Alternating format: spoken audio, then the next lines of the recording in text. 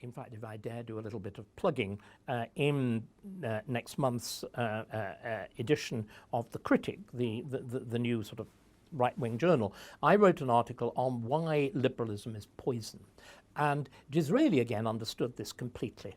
The way liberalism works is to ground itself on French revolutionary doctrines of universalism, universal equality, of the universal rights of man, of the necessity for a single pattern of constitutions based on the separation of powers. All this stuff is phony. If you like, the Blair government saw itself as introducing all those things into Britain. So especially the doctrine of separation of powers, the Supreme Court was consciously, we will set the judiciary aside from Parliament. Because, of course, Britain has never had the separation of powers. All the powers of English government, because that's really what it is, derived from the Crown in Parliament. So the Crown in Parliament was a supreme judge, it was a supreme legislator, and it was a supreme executive. And do you know what? It worked. We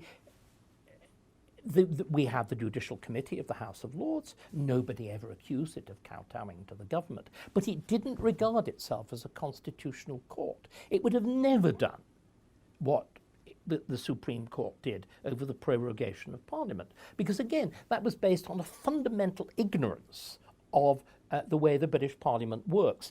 It looked at the British Parliament in terms of this French notion. By the way, all bad ideas come from France. It's absolutely universally the case. It looked upon it in terms of this doctrine of separation of powers and said the Parliament is the legislative. It is the supreme thing. Therefore, if the government interferes even for 2 days with the legislative process, this is wicked and all the rest of it. But of course, the whole history of the English Parliament is only survived because it was managed by the government.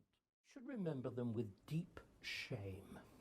It should remember them with deep shame for 3 reasons.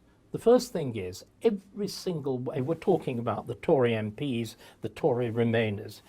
If we're talking about the Tory Remainers, people like Dominic Grieve, Oliver Letwin, and Soubry, all of them were elected on a manifesto which actually had the phrase in it, that no deal is better than a bad deal. None of them challenged that. None of them, in their communications with their electorates, ever said, we don't actually believe that. They campaigned on that manifesto, and then the moment they're in the House, the moment the marginality of May's position becomes clear, what do? They set about reversing it. Now, if when they'd stood in an election, they'd said, well, actually, we don't really believe this, we don't believe that no deal is better than a bad deal, they would have had a measure of honesty. As it is, they were wholly and absolutely dishonest. They lied to their electorates. They then do something else. They betray their party.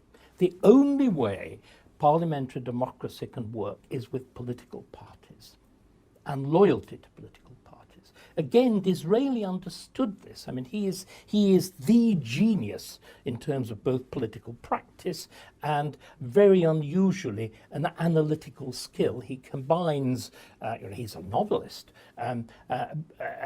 so he's got the gift of language, but he's also got a gift of observation and an extraordinary ability to summarize things. And he makes this point about the need for political parties and political discipline. Otherwise, parliaments don't work. So they betrayed their party. And then the third thing they betrayed, although they thought they were vindicating it, they betrayed Parliament. We will make America great again.